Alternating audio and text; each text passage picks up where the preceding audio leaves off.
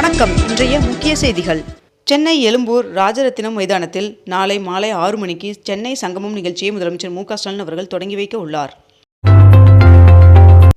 அம்பாசமுத்திரம் அருகே மணிமுத்தாறு அருவியில் நீர்வரத்து அதிகரிப்பால் சுற்றுலா பயணிகளுக்கு குளிக்க தடை விதிக்கப்பட்டுள்ளது. மேற்கு வங்க மாநிலத்தில் காங்கிரசின் தேர்தல் வியூகம் மற்றும் கூட்டணி குறித்து வருகின்ற 17ஆம் தேதி முடிவெடுக்கப்பட உள்ளது.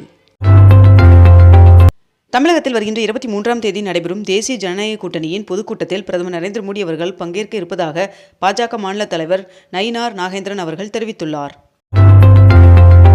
22 கேரட் ஆபண தங்கத்தின் விலை சவரனுக்கு 400 ரூபாய் அதிகரித்து ஒரு சவரன் 1,05,360 ரூபாயாகவும் 1 கிராம் 13,170 ரூபாய்க்கும் விற்பனை செய்யப்பட்டு வருகிறது.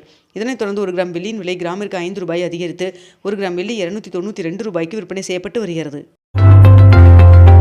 தமிழர் திருநாளான பொங்கல் பண்டிகையை முன்னிட்டு கேரளாவில் உள்ள திருவனந்தபுரம், கொல்லம், இடுக்கி, வயநாடு, பத்தனம்திட்டா மற்றும் பாலக்காடு ஆகிய 6 மாவட்டங்களுக்கு விடுமுறை அறிவிக்கப்பட்டுள்ளது.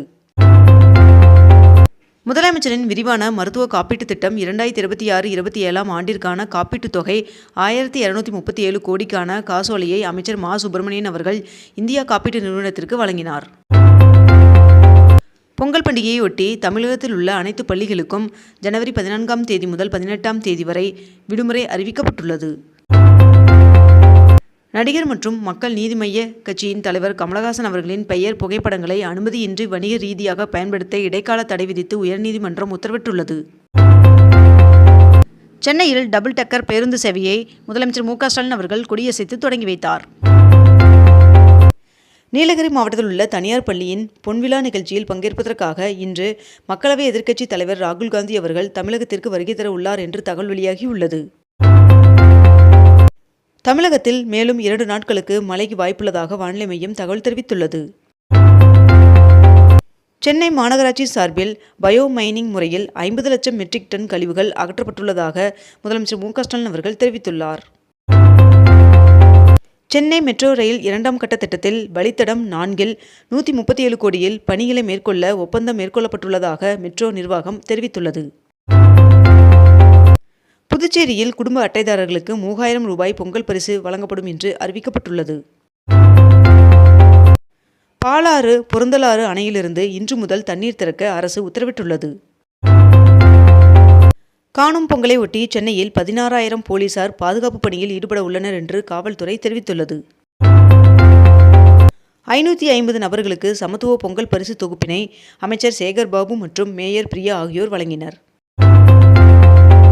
டெல்லியில் உலக புத்தக கண்காட்சியில் முதன்முறையாக தமிழ்நாடு பாடநூல் மற்றும் கல்வியியல் பணிகள் கழகத்தின் சார்பில் தமிழ்நாடு அரங்கு அமைக்கப்பட்டுள்ளது. மாநகராட்சியின் பல்வகை பயன்பாட்டிற்காக 34 கோடி ரூபாய் மதிப்பீட்டில் 64 புதிய வாகனங்களின் பயன்பாட்டினை மேயர் பிரியா அவர்கள் கொடியசைத்து தொடங்கி வைத்தார். அகமதாபாத்திற்கு சென்ற ஜெர்மனி பிரதமர் மெர்ஸ் அவர்களை பிரதமர் நரேந்திர மோடி அவர்கள் நேரில் சந்தித்து பேசினார். காணும் பொங்கல் அன்று பைக் ரேஸில் ஈடுபடும் நபர்கள் மீது நடவடிக்கை எடுக்கப்படும் என்று காவல்துறை எச்சரிக்கை விடுத்துள்ளது. டெல்லியில் எல். முருகன் அவர்களின் இல்லத்தில் இன்று நடைபெறும் பொங்கல் விழாவில் பங்கேற்பதற்காக நயினார் நாகேந்திரன் அவர்கள் டெல்லி செல்கிறார். கடந்த 9ஆம் தேதி முதல் 11ஆம் தேதி வரை இயக்கப்பட்ட 8270 பேருந்துகளில் 3,58,000 பேர் சொந்த ஊர்களுக்கு சென்றுள்ளனர் என்று தகவல் தெரிவிக்கப்பட்டுள்ளது. கச்சத்தீவு புனித அந்தோணியார் தேவாலய விழாவில் பங்கேற்பதற்காக ஜனவரி 15ஆம் தேதி முதல் 25ஆம் தேதி வரை விண்ணப்பிக்கலாம் என்று தெரிவிக்கப்பட்டுள்ளது. அன்புமணி அவர்களின் ஆதரவு எம்எல்ஏக்கள் 3 பேரை பாமகவில் இருந்து நீக்கி ராமதாஸ் அவர்கள் உத்தரவிட்டுள்ளார் என்று தகவல் வெளியாகியுள்ளது. ராணிப்பேட்டை பணப்பாக்கத்தில் 9,000 கோடி ரூபாய் முதலீட்டில் அமைக்கப்பட்டு வரும் ஜாகுவார் கார் ஆலையில் பிப்ரவரி 9ஆம் தேதி முதல் தயாரிப்பை தொடங்க டாடா மோட்டார்ஸ் நிறுவனம் திட்டமிட்டு வருவதாக தகவல் வெளியாகியுள்ளது. பொங்கல் பண்டிகையை முன்னிட்டு ஆம்னி பேருந்துகளில் கூடுதல் கட்டணம் வசூலித்தால் உடனடி நடவடிக்கை எடுக்கப்படும் என்று அமைச்சர் சிவசங்கர் அவர்கள் எச்சரிக்கை விடுத்துள்ளார். மியான்மர் நாட்டில் நள்ளிரவில் நிலநடுக்கம் ஏற்பட்டது. இது ரிக்டர் அளவுகோலில் 5 புள்ளியாக பதிவாகியுள்ளது. ஜாக்வார் லேண்ட் ரோவர் கார் ஆலையில் பிப்ரவரி 9ஆம் தேதி முதல் தயாரிப்பை தொடங்க டாடா மோட்டார்ஸ் நிறுவனம் திட்டமிட்டு வருவதாக தகவல் வெளியாகியுள்ளது. அதிமுக வேட்பாளர் நேர்காணலில் பங்கேற்க நடிகையும் கட்சி நிர்வாகியுமான கௌதமி அவர்கள் வருகை தந்துள்ளார். கொளத்தூரில் 15 கோடி ரூபாய் மதிப்பீட்டில் எஸ்கலேட்டருடன் நடை மேம்பால பணியினை அமைச்சர்கள் ஆய்வு மேற்கொண்டனர். வடசென்னை பகுதியைச் சேர்ந்த மாற்றுத்திறனாளிகள் பஸ் பெற வருகின்ற 31ஆம் தேதி வரை சிறப்பு முகாம் நடைபெற உள்ளதாக தெரிவிக்கப்பட்டுள்ளது. போரூர் வடபழனி இடையிலான வழித்தடத்தில் மெட்ரோ ரயில் சோதனை ஓட்டம் வெற்றிகரமாக நிறைவடைந்தது. கொடைக்கானலில் வனத்துறை கட்டுப்பாட்டில் உள்ள சுற்றுலா தலங்களுக்கு இன்று முதல் இணையவழி மூலமாக கட்டணம் வசூலிக்கப்படும் என்று வனத்துறையினர் அறிவித்துள்ளனர். தமிழகத்தில் இன்று கடலூர், அரியலூர், மயிலாடுதுறை, தஞ்சாவூர், திருவாரூர், நாகப்பட்டினம், புதுக்கோட்டை ஆகிய மாவட்டங்களில் ஒரு சில இடங்களிலும் மற்றும் காரைக்கால் பகுதிகளிலும் கனமழை பெய்ய வாய்ப்புள்ளதாக வானிலை மையம் தகவல் தெரிவித்துள்ளது. சென்னை மெட்ரோ ரயில் நிறுவனம் பரங்கிமலையிலிருந்து ஆதம்பாக்கம் வரை 500 மீட்டர் நீளமுள்ள மேம்பால பணியை வெற்றிகரமாக முடித்துள்ளது. மதிமுக மாவட்ட செயலாளர்கள் கூட்டம் சென்னையில் வருகின்ற ஜனவரி 23ஆம் தேதி நடைபெறும் என்று வைகோ அவர்கள் அறிவித்துள்ளார். வல்லக்கோட்டை முருகன் சுவாமி கோவிலுக்கு 5 லட்சம் மதிப்பில் புதிய மயில் வாகனம் வழங்கப்பட்டது. வடபழனி பூவிருந்தவல்லி இடையிலான மெட்ரோ ரயில் பணிகள் ஜூனில் முழுமையாக நிறைவடையும் என்று தெரிவிக்கப்பட்டுள்ளது.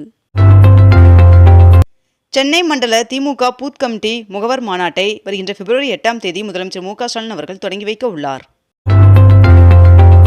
பயணிகளின் பாதுகாப்பை மேம்படுத்த மேலும் 82 ரயில் நிலையங்களில் CCTV கேமராக்கள் நிறுவும் பணியை சென்னை ரயில்வே கோட்டம் மேற்கொண்டு வருகிறது. அயோத்தி ராமர் கோவிலின் 15 கிலோமீட்டர் சுற்றளவு பகுதியில் அசைவ உணவுகளுக்கு தடை விதிக்கப்பட்டுள்ளது. சபரிமலை ஐயப்பன் சுவாமி கோவிலில் மகரவிளக்கு பூஜைக்கு ஆன்லைன் முன்பதிவு இல்லாமல் வரும் பக்தர்களுக்கு அனுமதி கிடையாது என்று தெரிவிக்கப்பட்டுள்ளது. மனிதர்களை விண்வெளிக்கு அனுப்பும் ககன்யான் திட்டம் அடுத்த ஆண்டு செயல்படுத்தப்படும் என்று தெரிவிக்கப்பட்டுள்ளது. அரசு டெண்டர்களில் சீன நிறுவனங்கள் பங்கேற்க விதிக்கப்பட்டிருந்த கட்டுப்பாடுகளை தளர்த்த ஒன்றிய அரசு திட்டமிட்டுள்ளதாக தகவல் வெளியாகியுள்ளது. பூவிருந்தவல்லி போரூர் இடையிலான மெட்ரோ ரயில் சேவைக்கு தற்காலிக பாதுகாப்பு சான்றிதழ் வழங்கியது ரயில்வே வாரியம். பயணிகளிடம் சோதனை நடத்த சென்னை விமான நிலையத்தில் புதிய கேமரா அறிமுகம் செய்யப்பட்டுள்ளதாக தகவல் தெரிவிக்கப்பட்டுள்ளது. மதுரை மீனாட்சியம்மன் சுவாமி கோவிலில் ஜீவராசிகளுக்கு படியெழுக்கும் அஷ்டமி சப்பரத் திருவிழா நடைபெற உள்ளதாக தெரிவிக்கப்பட்டுள்ளது. மக்கள் தொகை கணக்கெடுப்புடன் சாதிவாரி கணக்கெடுப்பு நடத்துவதற்கு முதலமைச்சர் மு.க. ஸ்டாலின் அவர்கள் வரவேற்பு அளித்துள்ளார். சென்னையில் பொது இடங்களில் உள்ள மரங்களை அனுமதியின்றி வெட்டுபவர்களுக்கு 1 லட்சம் ரூபாய் அபராதம் விதிக்கப்படும் என்று மாநகராட்சி தெரிவித்துள்ளது. நாடாளுமன்ற பட்ஜெட் கூட்டத்தொடர் வருகின்ற 28ஆம் தேதி கூடுகிறது. மேலும் வருகின்ற பிப்ரவரி 1ஆம் தேதி பட்ஜெட் தாக்கல் செய்யப்பட உள்ளதாகவும் தெரிவிக்கப்பட்டுள்ளது. இத்துடன் இன்றைய தலைப்புச் செய்திகள் நிறைவடைகின்றன. மேலும் இதுபோன்ற அண்மை தகவல்களை உடனுக்குடன் தெரிந்து கொள்ள அக்னிபூ சேனலை சப்ஸ்கிரைப் செய்து கொண்டு தொடர்ந்து இணைந்திருங்கள். நன்றி, வணக்கம்.